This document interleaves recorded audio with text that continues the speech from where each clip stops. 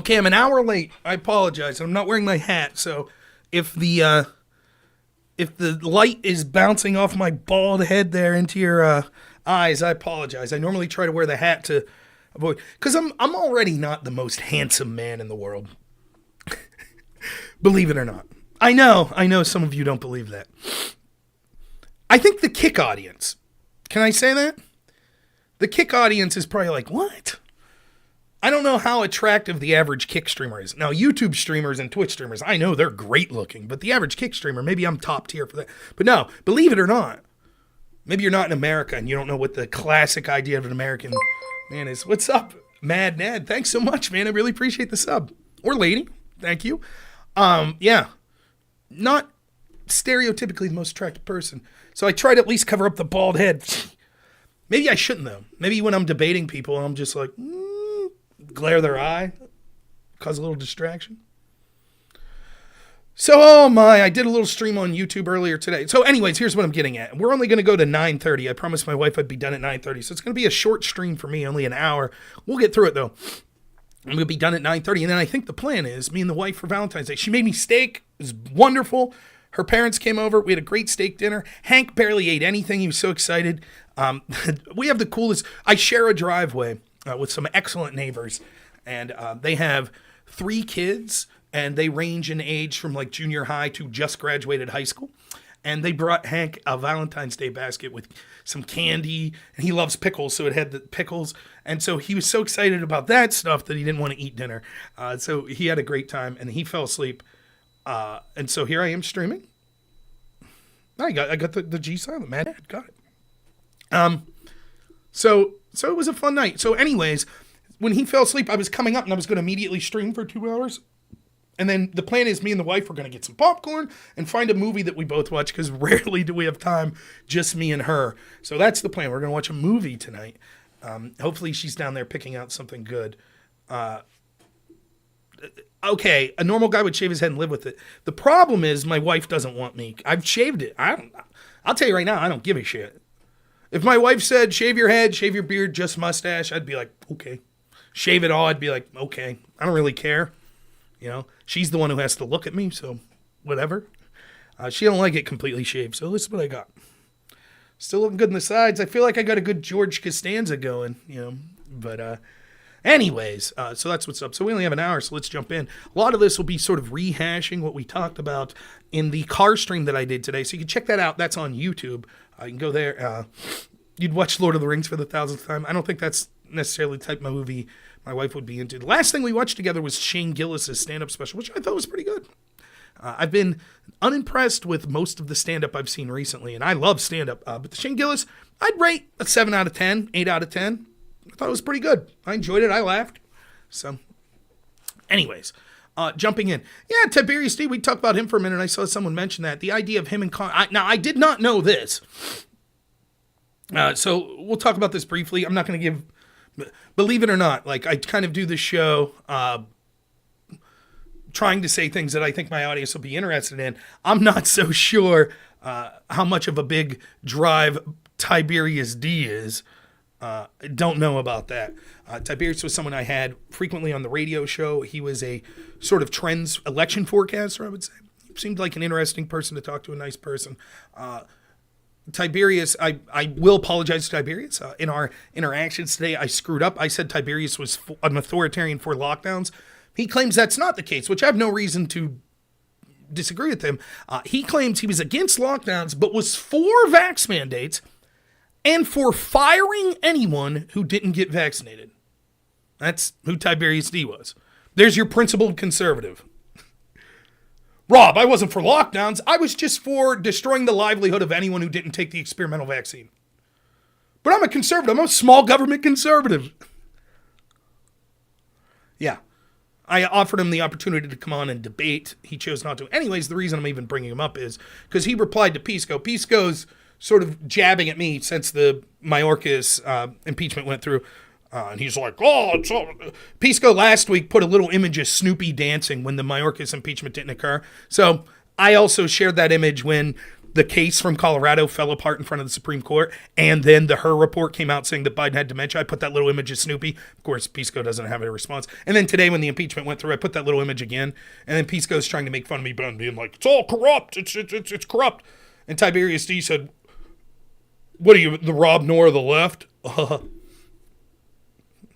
I offered Tiberius D the chance to come on and debate me about corruption and about his COVID takes. He said it would be a farce to debate me. I could translate that for you if you like. What that means is I'll get my ass kicked like every time that I've disagreed with Rob. And then Cypher from Crowdsourced Politics, who's also been on the show several times and got his ass kicked, he was throwing out claims. I said, Cypher, would you like to come on and discuss these? He said, no, I don't think so. I'll translate that for you. Now, I'd get my ass kicked like I do every time, so I'm not going to come on. Just like I'm really important, just like all these other people. Now, y'all can make fun of Pisco all you want, and he deserves it, and I crush him almost every single time I debate him. It's true, but at least he comes on. At least he's willing to discuss things.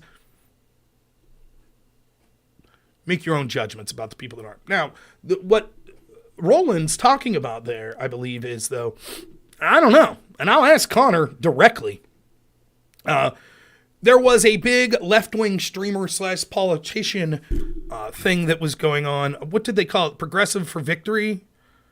What was it called? The Progressive Victory House. And what this was Destiny was there, and Dylan Burns was there, and some other people were there, etc., etc. And apparently Connor was there, you know, moderate conservative counterpoints, and Tiberius D was apparently there. I don't know if that's true or not. Tiberius, someone claimed on Twitter that Tiberius was there and Connor was there. Connor just responded, soy. Do I think anything will come out of Bobulinski testimony? No, we'll talk about Bobulinski. No, nothing will come out of it. Nothing will come out of it because the leadership of the Republican Party is on the same team as Joe Biden. So when it comes down to brass tacks and actually holding someone accountable, nothing will happen. Just like nothing came out of the Bobulinski testimony in 2020. Nothing happened. So we'll talk about that in a bit. So anyways, Fabian says that there was... I don't pay attention to this shit. I don't. I'll just be straight up with you. I don't know.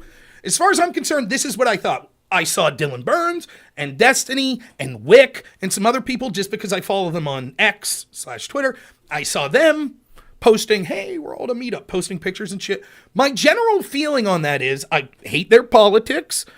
But, hey, man, if you want to try to make a change and you want to go knock on doors and stuff like that, more power to you. I don't think that makes you a bad person. I hope that it's bad for me team-wise. I don't want you to encourage people to vote for Democrats who I think are horribly corrupt, etc., etc. But on an individual and tactical level, more power to you. Fabian says that there was dark money behind it, which is probably true. I'm sure there was PAC money that went into getting influencers and shit. I can tell you this much. I have received $0 from any government entity ever to do my show or anything related to it, including when I used to call dozens of people a day for the Trump campaign. I was a volunteer. They did offer me money. They offered me a job, but told me I could no longer stream, and I declined it. So I don't know what Fabian means by dark money specifically. And then someone said, well, Connor and Tiberius were there. I don't know if that's true or not. If they were, what do I think about that? I don't know. I think about it, one, they both hate Trump. Second, they probably weren't discussing, here's how we get Democrats to win. They're probably like, oh, we're just hanging out with streamers. I don't know. It's not my jam. I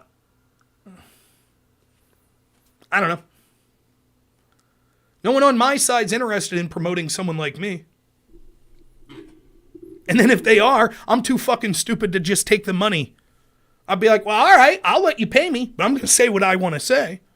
I could be convinced to not lie, but to cover certain things, right? Like if Trump's team came out and said, Rob, we hear you're talking about the Burisma shit. We'd like you to do 3 shows a week talking about Burisma going into the election. I'd probably take that money. But if they said, oh, but we don't like that you're saying this, so don't say that, I'd probably say pound sand. No. So, I don't know.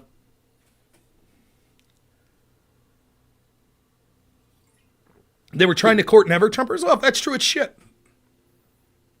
I've said it a million times, right? There are right-wingers that engage in these spaces that I like. I'll give you a list of some people I like that engage in these spaces. Sarah Kane, fantastic. Drone Tech, fantastic. Let's Be Frank, great. Aircraft Sparky, great. Lecture Fan, great. I like CTV. It's not really my jam. I don't know how much he moves the needle, but I like him. He seems like a likable person, you know? Then there are people that don't share my politics, but we're on the same side, like Andrew Wilson. Great debater. Think he's good. The people on his channel, Zen Shapiro, Rachel Wilson, those people. Like them, consider them friends, but we don't agree with each other politically 100%. Then there's people on the other end. Fabian Liberty. I like Fabian. Casimir. I like Casimir, but they're complete libertarian. The Crucible Crew's complete Christian national. I'm in between there somewhere, right? Other than that, who are the conservatives? Who are the conservatives going on these panels? People like Tiberius T. and Connor. And I'm not speaking, I think Tiberius T. is shit, but I'm not speaking to them as moral people or anything like that. But they're people that would probably rather see Biden win than Trump. Yeah, Drone Tech makes great short clips. I wouldn't say horrible debater, but I know what you mean. Drone Tech would admit that debating's not his strong suit. And it's what I've said. I think now there are people that have come along on the Crucible that are competent, good debaters, like Andrew, that are more conservative than me. I think that's fair to say. But I used to say for years, I'm not even the most conservative person, but I'm probably the best that you got that goes in these debate spheres. Just true. I'm a really fucking good debater, and even if I'm not completely as conservative as you are, I'm way better than any of the alternatives. Now you got Andrew, and then maybe you're more in line with the Christian nationals. I think I'm a better debater than Andrew. Andrew probably thinks he's a better debater than me. That's fine. We debate different types of things in different styles, so it's kind of hard to make a direct comparison. Nonetheless, there's an option out there now. But it used to be people like Connor and Tiberius. Now, I'm friendly with Connor. I don't, but that's what our side has to offer. Yeah, I'm still scheduled for Timcast as far as I know, March 1st. Make of that what you will. The leadership of the Republican Party doesn't want Trump. Many of these online streamers that are supposedly Republicans and conservatives, they don't want Trump. They would and when I say don't want, they would rather have the other side win. Yeah, thanks, EOD. Yeah, I'm scheduled on Timcast, the Culture War show, the morning show, March 1st. So, anyways, that's all I have to say about it. Like, look, I don't want anyone bagging on, I'm not really saying anything about Connor. Tiberius sucks, man. No one knows who he is. He's fucking garbage. He's someone who tries to pretend to be more intellectual than he is. And, I thought it was interesting listening to him muddle through sort of election forecasts and things like that, which, by the way, he was incorrect about. But it was interesting listening to him muddle through it. But his constant sort of derision as me as this conspiracy theorist that calls everything corrupt, he's unwilling to debate it. And this time, remember there was that right-wing dude? I can't remember who he was. But we were similar. We were on a panel, and he was supposedly this right-winger, and he's going to give me the business. Thank you so much, man, and again for the follow.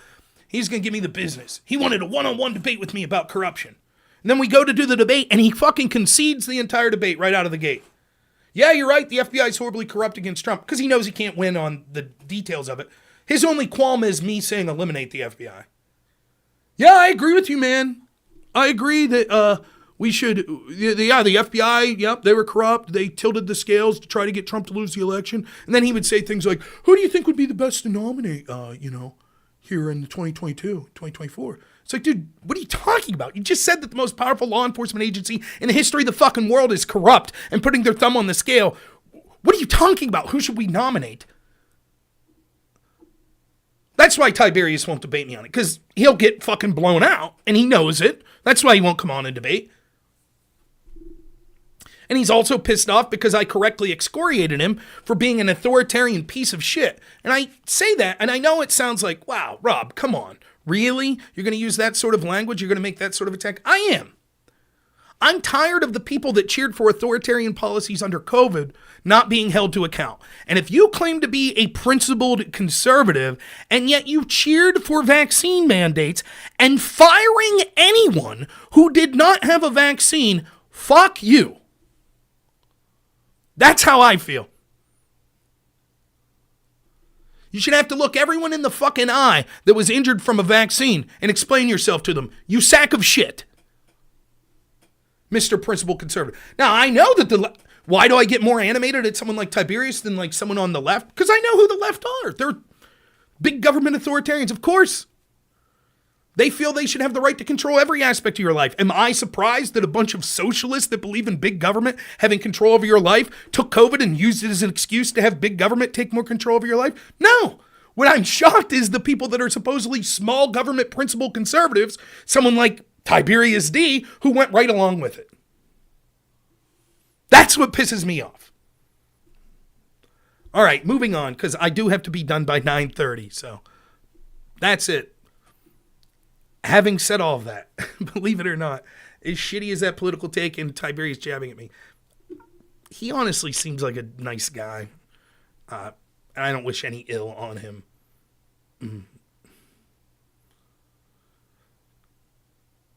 That's what I'll say. But it's a fucked up position and they deserve to be excoriated. Ogre thinks I'll be kicked off Tim Pool's show for eating his microphone. Come on. Unless they put hot sauce on it. By the way, I thought that was funny. Did you see that the other day? Hillary came out and was like, Biden, here's what Biden needs to say, and blah, blah, blah. Biden sharpens attack, blah, blah, blah. It's like, what's she going to tell him next? Tell black people he's got hot sauce in his purse? Thanks, Hillary. Isn't that funny about Hillary? Right? Like, Hillary had every advantage in the world. She literally had the presidency laid out for her. And the only reason she didn't get it is because she's one of the most unlikable people in the history of the world. If the Democrats run almost anyone else with all the advantages, they'd probably beat Trump in 2016. But everybody hates Hillary. And yet still, she doesn't get it. It can't be me, she thinks. I'm great. I'm awesome. I have hot sauce in my purse.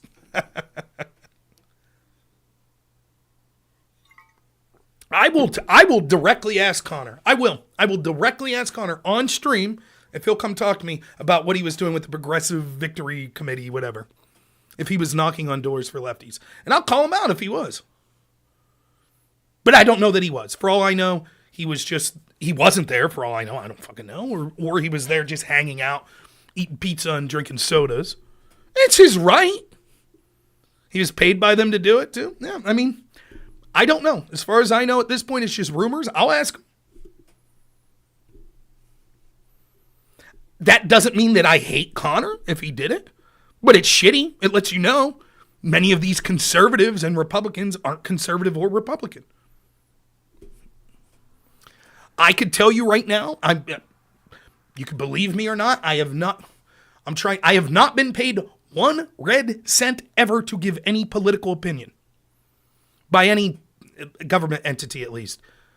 I guess I can't say that I've never been paid because people donate money on YouTube and Twitch. But as far as like some PAC paying me money, some politician, no. Never happened. So I'll ask Connor. I will. We'll get to the bottom. Okay, moving on. One of the things I wanted to talk, Bobulinski here for a minute. Let's talk about him. So he testified today. For those that don't know, Tony Bobulinski was a business partner of Hunter and James Biden. Before the 2020 election, he sat down with Tucker Carlson because no other media outlet wanted to really talk to him. And he outlined that, yes, the big guy in the email to Hunter Biden that's getting 20% is Joe Biden. And that Joe Biden knew that Tony Bobulinski was a business partner, sat down with Tony, personally had a conversation with him about the business, met with him, and Tony says that Joe was not only the brand, which is why that these people were getting paid, why the Bidens were getting paid, but he also was intimately intertwined with the business and being paid by the business. He said all of this in 2020. He also said that the laptop was real, the emails were real, and he knew this because he was the recipient of many of those emails, and he could show on his devices, actually, I have these emails. Now, this was one of the things I always said, which blew the but not real server out of the water. Is it true that possibly just because Tony Bobulinski said some of these emails we see from this laptop are emails that I could verify are true because I personally said, yeah, that's true. Could it also mean that there were emails on there that Tony was not receiving that were fake? Yeah, hypothetically, but there was never any credible evidence that that was the case. And yet we know 51 former intel officials put their thumb on the scale of the election and lied and said it looks like Russian disinformation to us, which was all bullshit. And then the story was censored and you know the rest. Probably was enough to flip the A new CIA Trump report came out today. I was unaware of that. There was reporting about the CIA, but I didn't know that the CIA released a report on Trump. We'll talk about that Michael Schellenberger's story and the New York Post story. Yeah, if that's what you're talking about, Sparky, if that's what he's talking about, yeah, we're going to talk about that. Because I have a unique take on it. And I put a little video up on X that you could all see my unique take on that. And we'll talk about it. And it will be a rehash if you heard the stream today on the car, the YouTube stream today. But I only got 45 minutes, so I can get through here. Q says I'm controlled opposition. Yeah, Q probably doesn't like me. For all the conspiracy theory nonsense that the left accuses me of being, I've probably argued against Q better than any of them. So, whatever. Now, continuing. So Bobulinski comes out and he says all of this, and he's been saying for years, the FBI never contacted him. He walked into the FBI field office and talked to them for like 4 hours. They never reached out to him. He gave them electronic devices, emails, all sorts of things to verify what he was saying was true. They never got back to him. And we had all these conversations about, Hunter Biden's business arrangement, and Joe Biden lied over and over again. I didn't know anything about it. I never contacted any of these people. And over we find out. Meanwhile, the guy that was like, dude, I literally was sitting there. No one's denying that Tony Bobulinski was the business partner. That's verified, true. His name's on the paperwork of these companies. Imagine if it was Pasty Gangsta. Thanks so much for the $10 super chat. $9.99. Grambler to Timcast. Been here since the first stream. Thank you so much. And I know you're an OG if you're calling me Grambler. That was my name on Above Top Secret. We're going to talk a little about ATS here in a bit. I should check it more often. I don't know how it's doing. Thank you so much. I really appreciate it. Anyways. Imagine if a Trump business associate came out and said, yep, I personally saw Trump doing this shit that he's lying about. He was meeting hostile foreign world leaders. And imagine the media frenzy. We don't have to imagine because it happened. When Charles Dolan, an agent working for the Hillary's team, concocted with Igor Dushenko, a suspected Russian spy, evidence that Trump's team was colluding with Russia to spy on Hillary or get dirt on Hillary, we had a huge investigation. We got FISA warrants. But when Tony Bobulinski, the actual confirmed business partner, says, all this shit happened, crickets. No one gives a shit. Now Bobulinski's going to be attacked by the entire establishment, by the entire Democrats. He's uncredible. He's full of shit. Blah, blah, blah, blah, blah. Same people that take Michael Cohen at gospel. Thank you, Gizmo. Same people that were taking Michael Avenatti as the gospel. But Tony Bobulinski, we can't believe anything he says. No need. No need. We'll move on to the Five Eyes thing in 1 second. But if you follow me on X, you'll see that I've been keeping a runny tally. We are on day 7 of the Her report coming out. Now, I debated an awful lot of people on the Mar-a-Lago case. I was on one panel that was hosted by Counterpoints, and my opposition was Destiny and Dylan Burns and Brianna Wu. And it's all about the Trump indictments, particularly the Mar-a-Lago case. I've debated Pisco on it, and I've heard, and I was on other panels with a bunch of other lefties on this, and I've certainly heard a lot of left-wing streamers talk about this case. Now, one of the things that I think is important that I tried to do a lot, and at the end of the grand scheme of things, is you can get really, really, what's the word I'm looking for? Metaphysical, right? And say, is anything any of us do truly matter, right? If you're religious, saving your eternal soul, accepting Jesus Christ in your life or whatever your religion is, maybe that's what matters most. But is me making a hit song matter in the grand scheme of things? 100 years when I'm gone, is anyone going to remember? There are all kinds of ways that you could quantify value in life. For me, I think the best thing I could do aside from religion is be a good father, be a good husband, be a good member of my community, be a good person, But as far as my political activism goes, there would be many people that say what I do is worthless. And they may actually be right. And that is because merely pointing out over and over the corruption and the double standard doesn't really matter if it doesn't move the needle. And am I moving the needle? Well, spoiler alert, probably not. Probably they're going to get away with it. So even if I woke up some people and things like that, if they get away with it at the end, if not enough people give a shit, did it really matter? Maybe not.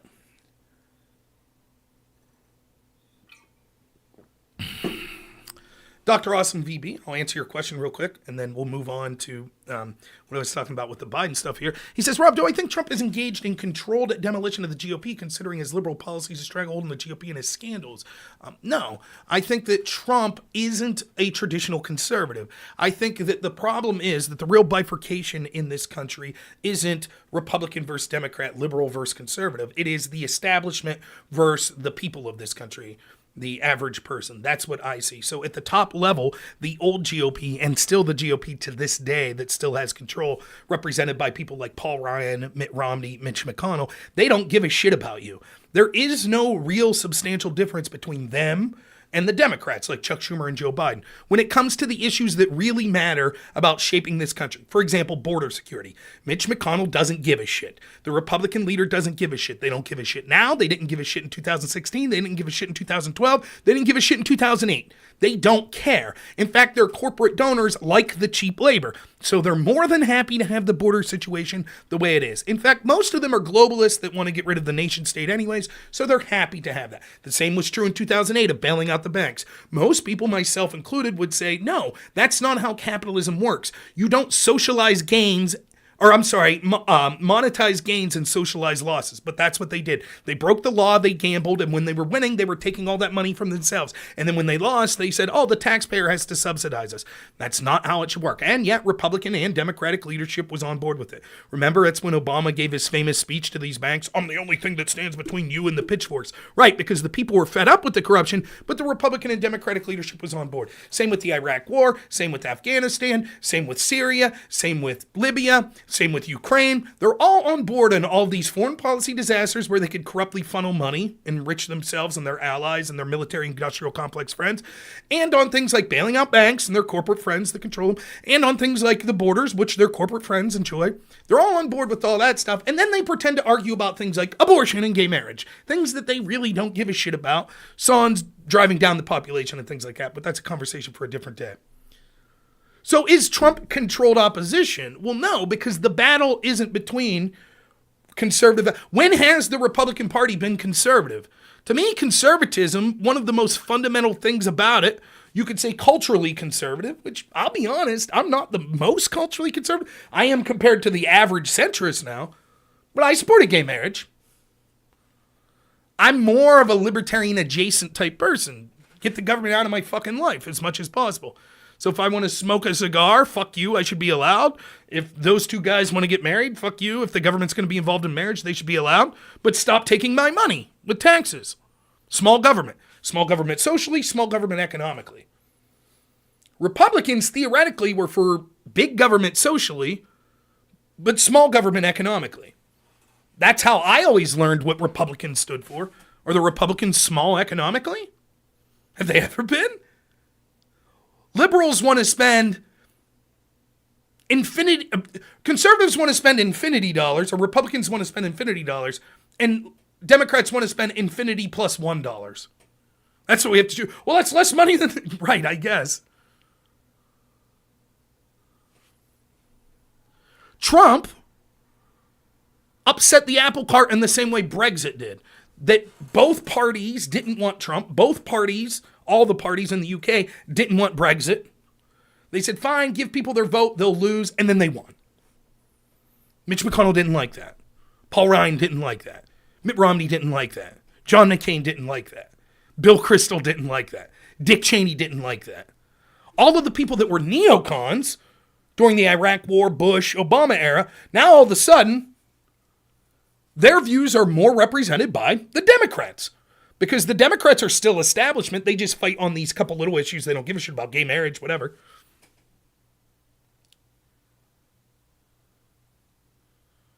Yeah, that's right, Joshua. So Trump, now there's an awful, is Trump traditionally what conservative? No, Trump fucked up on gun policy. Is Trump conservative with his massive spending? Of course not. Tons of policies of Trump I didn't like. Criticize him all the time.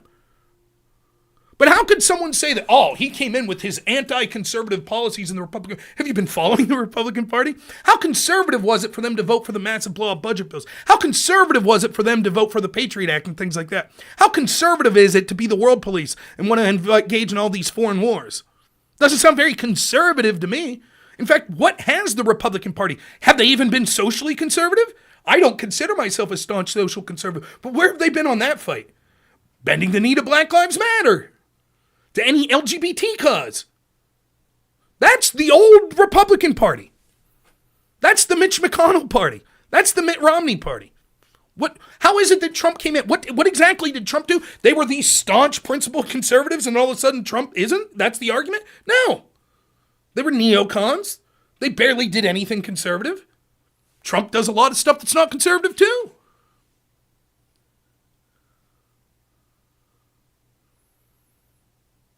So your point was, you said let me find this again. Just so I'm not misrepresenting. Liberal policies, well, we've already gone over that. His stranglehold in the GOP. His stranglehold in the GOP is because there are millions of people in this country that are desperate for anyone who even pretends to give a shit about them. Clearly Mitch McConnell doesn't. Clearly Paul Ryan didn't. That's why he has a stranglehold. And his scandals, whether we're legitimate or not. What are you supposed to do? What's the lesson here?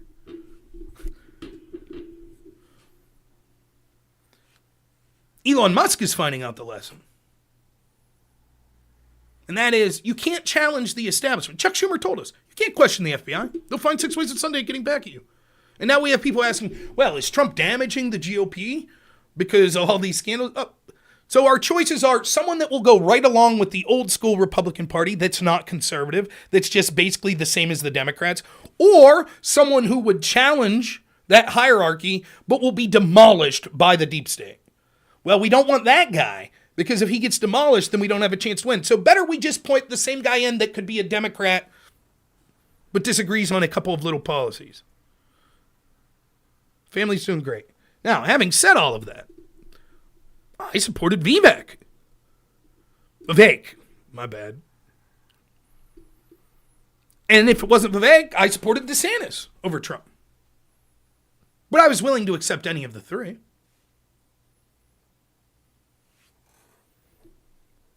I understand DeSantis supporters or supporters of other candidates thinking Trump does a lot of buffoonish things. He does. He can't stay out of his way. Look, I don't think what he said this week was as bad as what other people. He questioned where Nikki Haley's husband was. I think it's bad for him. I wouldn't bring spouses in, whether it be wives or husbands. I think spouses and kids, unless they're involving themselves in some way. But generally, no. And I mean that for Michelle Obama. Bill Clinton was a little different just because he was president, so that's a bit different. And Hillary was different because she was senator, so that's different. If you're involved in politics, fair game, you're a public persona. But as a rule of thumb, like if I run for Congress again, I'm not going to, even if I think my Democrat opponent's shit, I'm not going to shit on their wife or kids. Where's your wife? I'm not going to do it. I know why Trump did it, because that's what he does. He rolls in the mud, and I believe there's allegations that Nikki Haley had an affair. I think that the turnabout would be like, where's your wife at, Trump? Come on. But I didn't think it was a big deal. But the bigger part was Trump saying, if there were NATO countries that aren't meeting their financial obligations, I would say, yeah, we're not going to help you, and I would encourage Russia to invade. Now, he's not literally saying he would encourage Russia to invade. He's saying, and that's the way it's being spun, he's saying if these NATO allies do not meet their treaty obligations, like, for example, let's put it a different way. What if he said this?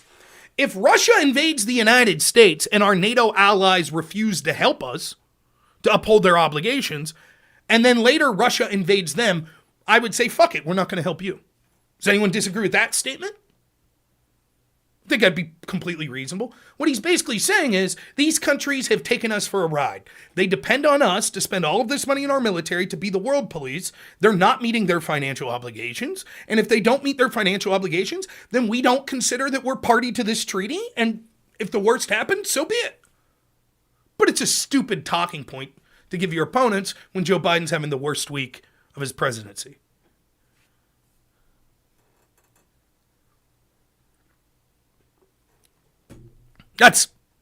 Trump says dumb things all the time. He doesn't help himself necessarily.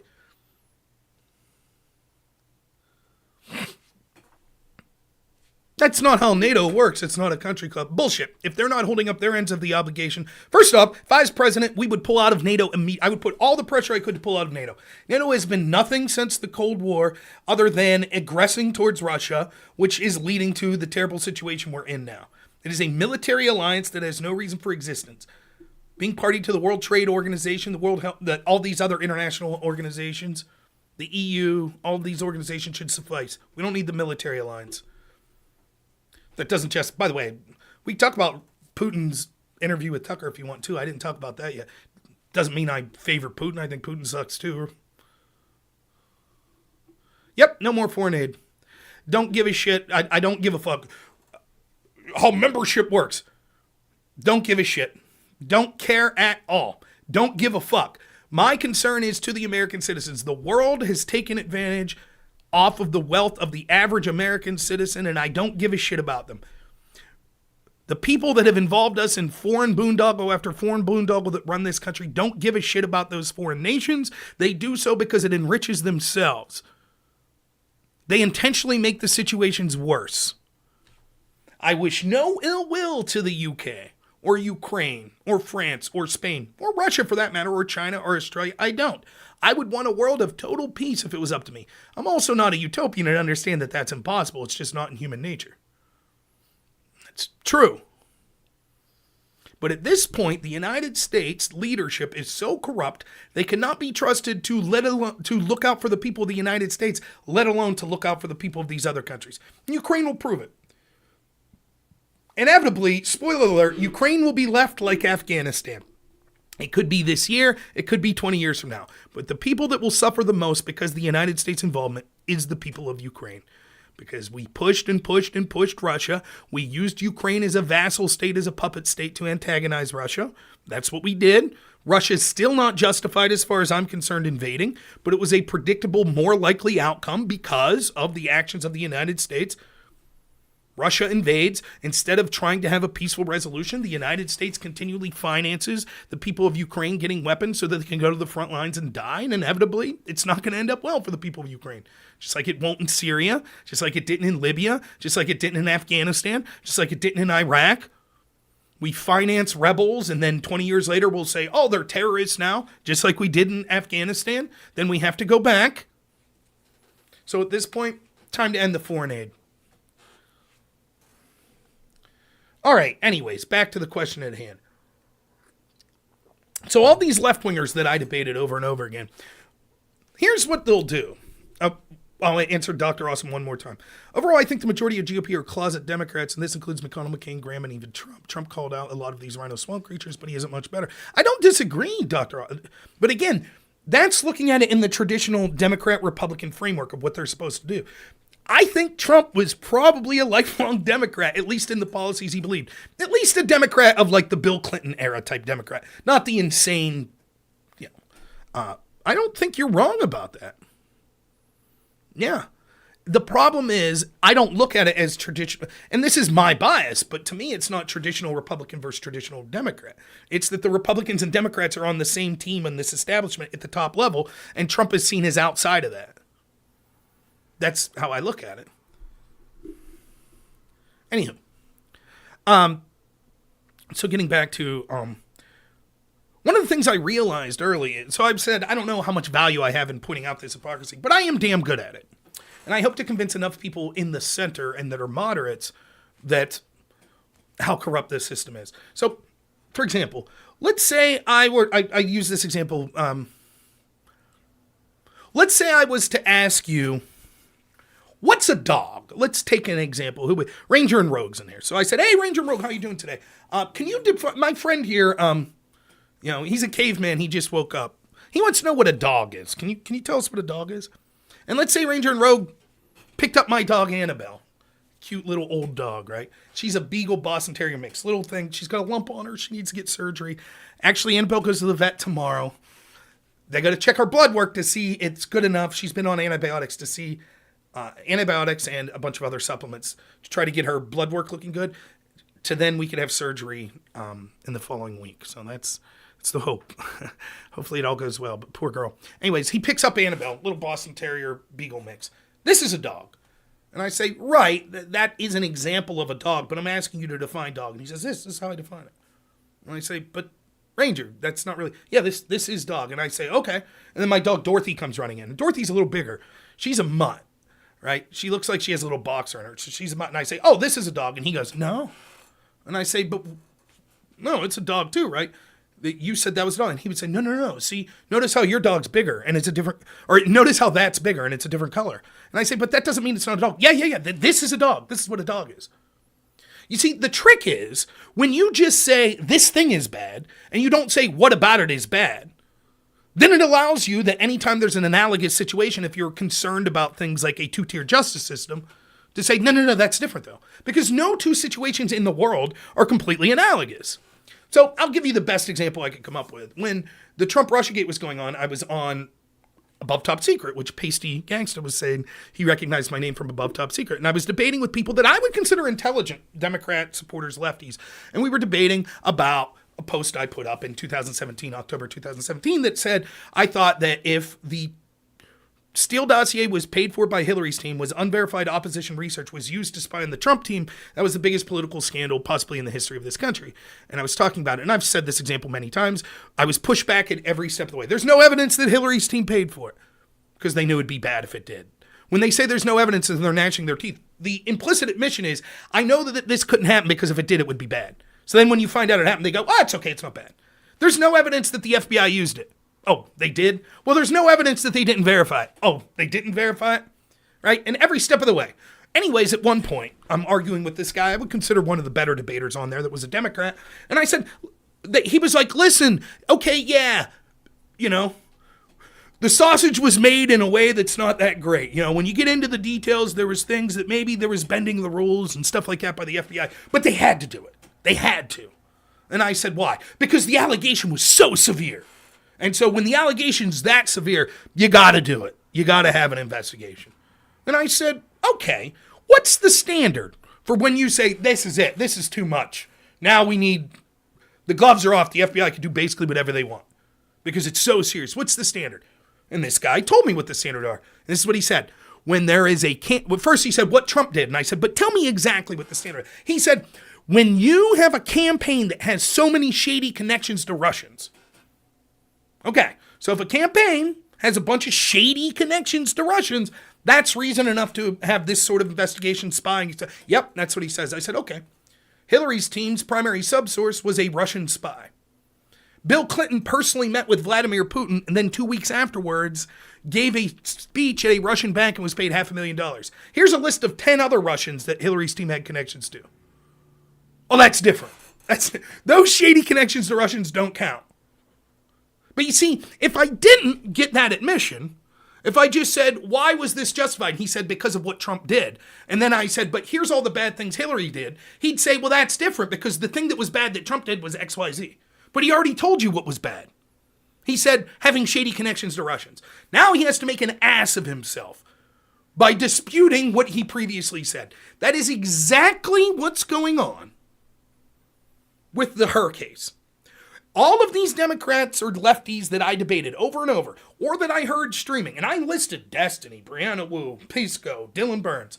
There's a lot more, though.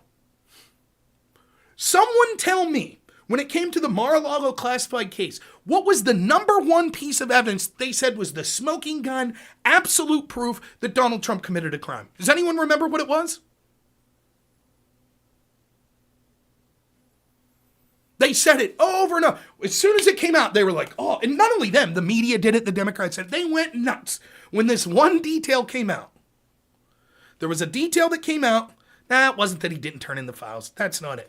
There's a debate about that. How long does he have? Other presidents have argued they didn't turn in the files. Sharing classified information with the journalist on tape. Waving around the documents. Yep, that was it. Oh my God, they said. There's literally a tape. There's literally a tape of Trump saying these are classified and waving around documents in front of people. That's it. That's a smoking gun. He knows at that point he's not allowed to have those documents. He knows he's not supposed to be sharing them, and he's on tape saying it. That was it. That was their smoking gun. Now we have Biden on tape at least 3 times admitting that he had classified documents, and then unlike Trump, reading the classified material to the writer. Trump never read the classified material that he allegedly had. He just said, this is classified, and supposedly waved a paper around. He didn't even say it's classified. He said it's secret. He said, I could have declassified it. This is secret, blah, blah, blah. We're now on day 7 of the people that said it was a smoking gun. A smoking gun! When Trump did that. Now we find out Biden did it not once, not twice, but 3 times, and then proceeded to read the classified material. And they don't have a word to say about it. None of them. None of them. It was the biggest story in the world when it was Trump. It was evidence of a crime. Do you know how serious it could jeopardize national security? Where are they? Strange. The only one who's even spoken up was Pisco and said, I have to read the document. Day 7, still didn't get around to reading it. He'll get there. And I'll tell you what Pisco won't do, and it's what none of them will do. You already have some. I already see the classic. What do they always do? Anytime I blow them out on any examples of these FBI double standards, let me be real quick again about this. Again, I got to end at 9:30, so I got to speed up what I'm saying. My contention isn't that I'm worried about Joe Biden mishandling classified documents or Donald Trump or Hillary Clinton. I said that Hillary probably shouldn't have been charged with the handing classified documents. That's what I said, the mishandling. I think the intentional deleting of subpoenaed evidence is something that should probably have been charged. But as far as mishandling, fine. Same with Trump. Same with Biden. I know that the what about crowd is jumping on saying, this has nothing to do with whether or not Trump's guilty or not. Right, I agree. My standard would be the same with Trump and Biden. Even though I think what Biden did is worse, metrically in many ways, I would probably not charge him. Because even though it's technically a crime, I feel it's a crime that's committed all the time. The mishandling of classified information. I'm consistent on that point. But my target isn't a specific politician. That's what the left's target is. The left's target is Orange Man Bad. If you watched me debate Pisco last week, I outlined this quite clearly. What Pisco could do is, there is not Pisco or Dylan or Destiny or any of these lefties. Inevitably, if they have to, they could cut defense of any particular Democrat politician. They don't give a shit. They don't care at the end of the day. They support Democrats, but that's not their real agenda. The real agenda is bring down the orange man. You see, establishment Democrat politicians are a dime a dozen. Get rid of 5, 20 more will take their place. They don't give a shit. But orange man bad. Orange man bad. So when you beat one of these people in a debate, like for example, when I was on a panel with Brianna Wu, and I was talking about the double standard of the Hillary investigation, how they deleted subpoenaed evidence, what do they resort to? When all else fails and they've called you a conspiracy theorist and they realize that you have the facts on your side and they can't keep up with the facts, what do they default to at the end of the day? Well, one of the things they default to is, okay, I guess you could lock her up too. Now, what they think that does is it makes them seem magnanimous. I'm not partisan. I don't have a double standard. Lock up Trump and lock up Hillary. And they think that gets them out of the debate. But it doesn't, because my criticism isn't Hillary. I'm not saying Hillary needs to go down because Trump's going down. I'm saying, why is there a double standard? So the logical question becomes, if you're now conceding that Hillary should have been locked up, just like Trump should be locked up, then you have to answer, why wasn't she? Why aren't you upset that the FBI let her get away with it, but they went after Trump? That's the bigger threat. The agency itself, or as Chuck Schumer said, they'll find 6 ways of Sunday getting back at him. You can't criticize the agency. The agencies will exist, the institutions will exist long after Trump's gone, and Obama's gone, and Biden's gone, and Comey's gone, and Rosenstein's gone. There will still be an FBI, and they'll still have FISA powers, and they'll still be running the show, along with the IRS, and the State Department, and the DOJ, and the CIA, and corporate America. Those institutions will exist in perpetuity, and are vastly more powerful than any one politician, even the president. But these people hate Trump. That's their entire political view. Trump must go. They might hate him for different reasons. But in the end, what this is a massive benefit to the establishment. The establishment could cut ties with any single establishment politician. They'll throw him under the bus as soon as it's a liability. But what they can't tolerate is someone that is a perceived outsider. And so I'll guarantee, and people are saying, well, and then at the end of the day, Peace will say, yeah, they should get Biden. He won't say that. And it's not because he's interested in protecting Biden. It's because he would then have to concede that there was a double standard. So he won't do it. And that's why he hasn't responded. He knows that he said about Trump, oh, he read this aloud in front of a journalist. He knows that. And so now he has to come up with a clever way to say, well, the fact that Biden did it shouldn't be charged. That's not evidence of a crime. And he can't do it. He's having difficulty. But that's what he'll do. That's what it'll be at the end of the day. He'll make excuses, guaranteed. That's what they're all doing. They're waiting for the talking points to come out, and the talking points, we've already heard well, I guess then just charge Biden. Then why haven't they? And the other talking point's going to be, but Biden cooperated, which is bullshit. So there's a guy coming on tomorrow night, and we're going to debate about this, so it should be fun. He's coming on at 8 p.m. Eastern. Now, the other thing, I got 15 minutes. I wanted to talk about this. The reports that came out from Michael Shellenberger. First, to throw a little water on this. As much as I like Michael Shellenberger, who is one of the people that were reported, along with Matt Taibbi, the Twitter files, I think Shellenberger's great. He's a lifelong liberal, as far as I know, a Democrat.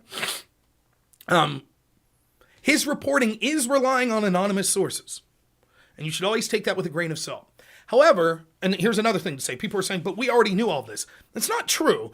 We were, and you could go back to my writings in 2017, 2018.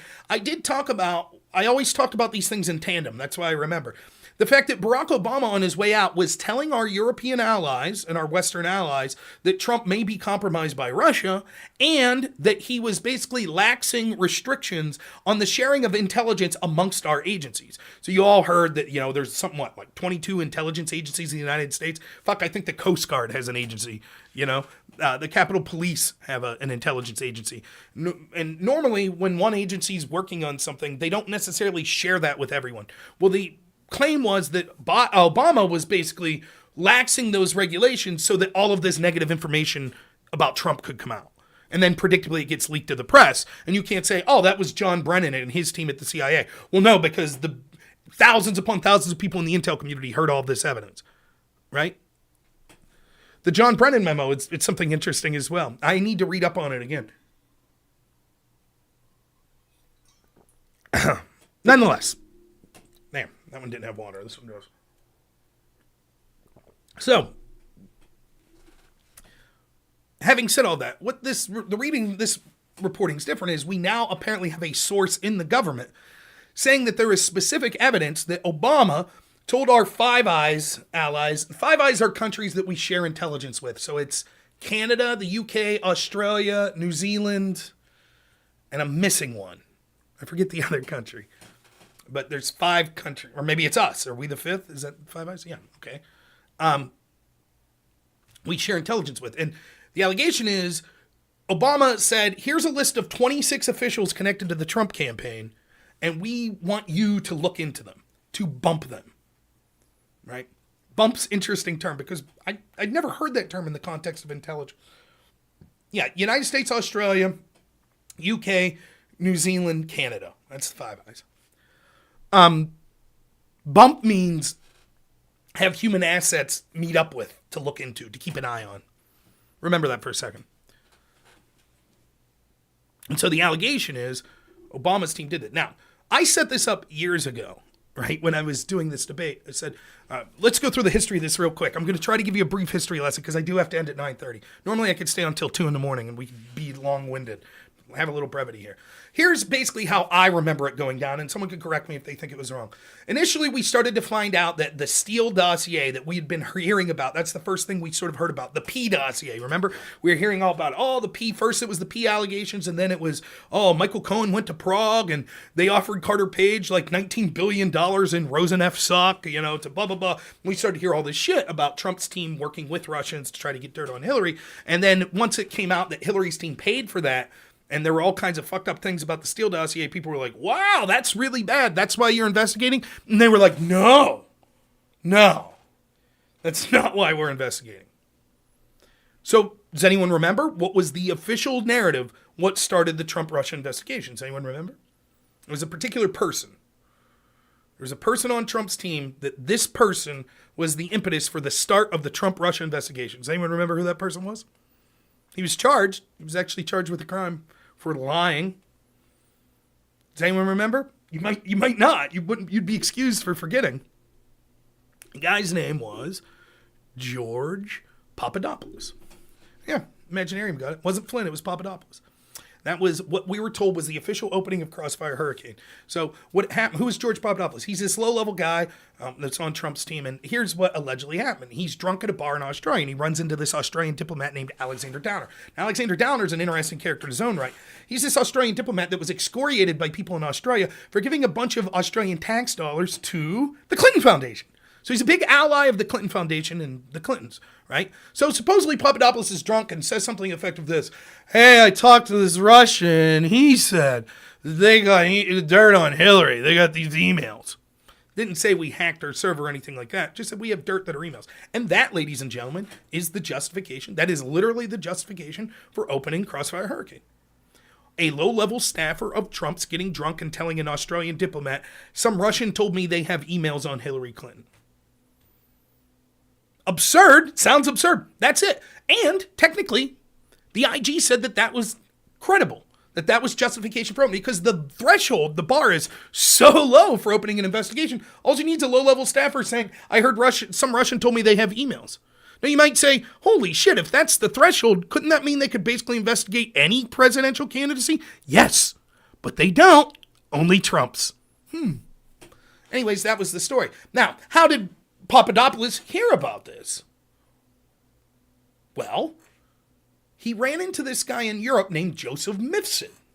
Joseph Mifsud is a Maltese professor, which I always thought was funny. It's like the movie The Maltese Falcon. They always call him that, Maltese professor. Anyways, he's a Maltese professor. And Mifsud's having dinner with George Papadopoulos under the auspices of, oh, you're working for a political campaign. We should have dinner. And he says, let me get you in contact with a friend of mine. He's this Russian guy. And he's got some information the Trump campaign might find interesting about some shady things that Hillary's been up to. Now, Papadopoulos agrees, and he meets with the Russian. That in its own right's not a crime. He was never charged for that. And when he goes back and talks to the campaign, Paul Manafort, he says, hey, I talked to this Russian. He said they have dirt. What did Trump's campaign say? Don't get involved. Stay out of that. And that was the end of it, till he drunkenly told Alexander Downer. What I haven't heard anyone piece together, if this reporting of Michael Schellenberger's true, that there was an agreement between Obama and our Five Eyes allies, like the UK, to spy on Trump-connected people and to bump them and send human assets to deal with them, what if Joseph Mifsud was UK intelligence? Now, I suggested this since 2018, that was likely the case. And I wrote all about it.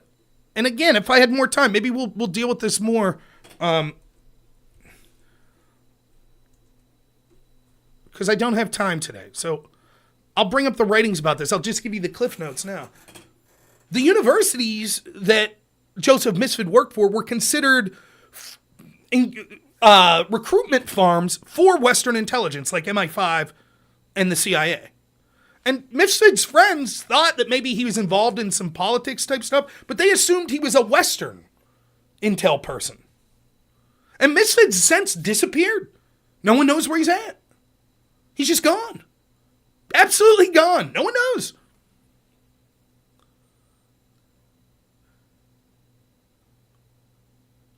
But whatever the case, here's the important thing to remember. The Mueller team decided they were going to charge anyone they could, people surrounding the Trump campaign, with lying to them or lying to the FBI or connections to Russia. And you hear this all the time. When you talk about the corruption of the Trump-Russia collusion investigation, this is what they'll say. Every time, this is what someone will say. But look how many people they charged. Look how many they charged. Right, they did charge people. They charged Manafort for working with the Podesta group, Hillary Clinton's campaign managers group, for illegal lobbying in 2013. They got him for that. Who were they lobbying to? Probably Hillary Clinton. So well before Trump was announced. Okay, they got him for that. They got Papadopoulos for allegedly lying. They got Flynn for allegedly lying. That's it. No Russia collusion. But they did get some Russians. The Internet Research Agency, they charged 12 or 13 Russians. What was their crime? Well, allegedly they spent $100,000 on Facebook and Pokemon Go putting ads up. That's election interference. $100,000 in an election where over $1 billion was spent. $100,000 on Pokemon Go and Facebook. Half of the ads weren't seen till after the election, and half were pro-Democrat ads. But whatever. They found it was important to charge them. So it was important to charge Mike Flynn. They charged with lying. The FBI charged with lying. Mike Flynn was a decorated veteran. Doesn't matter. Lying to the FBI, which he didn't lie, as I've talked about over and over. But they accused him of lying and charged him because it's that serious, lying to law enforcement. So with all that, you would think Joseph Mifsud, who was the mastermind, he literally is the Russian, according to the FBI, according to the Mueller team, this is the Russian spy that was the initial contact and infiltration of the Trump team. That's as big as it gets. Biggest player in this entire story, other than Vladimir Putin himself. The head spy that initially infiltrated the Trump campaign. And the FBI interviewed him twice, and both times or maybe it was Mueller's team, but whatever, they interviewed him twice, and both times they said he lied. So he committed the crime Mike Flynn met, and unlike Flynn, he wasn't a decorated U.S. vet, he was a Russian spy, but they didn't charge him for lying. And you might say, well, that's because he's Russia. They'd never be able to get him. They charged 12 Russian trolls at the Internet Research Agency, but they didn't charge Joseph Mifsud. And if you go back and you watch when Jim Jordan asked Mueller, why didn't you charge Mifsud? You guys say he's the central figure in all this. It's the one time that Mueller gets out of his Biden-like haze, and he's like, we don't answer questions about declining to charge people. I would contend the reason they didn't charge Joseph Mifsud, despite allegedly having him dead to rights, was because he wasn't Russian. Because he was bumping. That's what happened. That is the most likely scenario. The most likely scenario is this entire thing was fucking concocted by Obama and the European allies from the get-go. That's what happened. And they put it out there. They said, hey, Russians got dirt. And Puppet Elvis is like, okay, I guess I'll listen to it. And they're like, gotcha. That's all it took. They set it all up. And you might say, that's ridiculous. Where's the proof? Why didn't they charge Mifsud? Now, we'll see. We'll see if further evidence comes out that it actually was Obama reached out. And if it does, do you expect people on the left, when I've said this for years, do you think they'll go, oh my God, that's terrible? No, they'll say, of course, Obama would have been negligent not doing it. Just like they did every step of the way. Just like, again, it's an implicit admission. All the people that are going to be out there right now talking about this story that are going to be saying things like, this never would have happened. The reason they're saying that is the same reason the people said, there's no way the FBI would use unverified opposition research to spy on a presidential candidate. No way. Because they know that it's shady. They know that it's corrupt. That's why they're saying it's impossible. It's a conspiracy theory. So then once we find out that it happened, now they have to change their tune. They're like, well, of course they did that, and it's good. It's a good thing. I'm glad they did it. That's what's going to be coming out. If we find out that this is true, we'll see. When we find out if this is true, watch all these left-wing people. They'll be silent about it, and then the sycophants will just be like, well, of course, there was all this shady stuff around Trump and Russia, so Obama would have been negligent not to investigate. And his hands were tied in the United States, but what's the harm in asking our allies? But that doesn't prove that Mifsud wasn't. Wait and see. That's what's coming down the pipe. So, all right, I got to get out of here. I'm going to go watch movies with my wife. Thank you all so much. I'm sorry the show wasn't longer tonight. I really enjoyed doing the show. Tomorrow at 8 p.m., I don't know what this guy, I'll be honest, it looks like he goes by the name Lefty Jesus. I'm not going to call him Lefty Jesus. I don't care. So you can give me some other pseudonym or name that he wants to go by. But we're going to be debating a double standard conversation between Trump's indictment versus the Herr report. And we'll probably branch off into other examples of double standards and things like that. He says that he's been researching. He's going to read up on the two things. I probably should read up more, but I'm busy and don't really have time. So that's the plan. That'll be around tomorrow at 8 p.m. Eastern, so you should see me on then. Thank you so much. I hope you enjoyed this show. Look forward to seeing you all tomorrow. And as always, have a good one.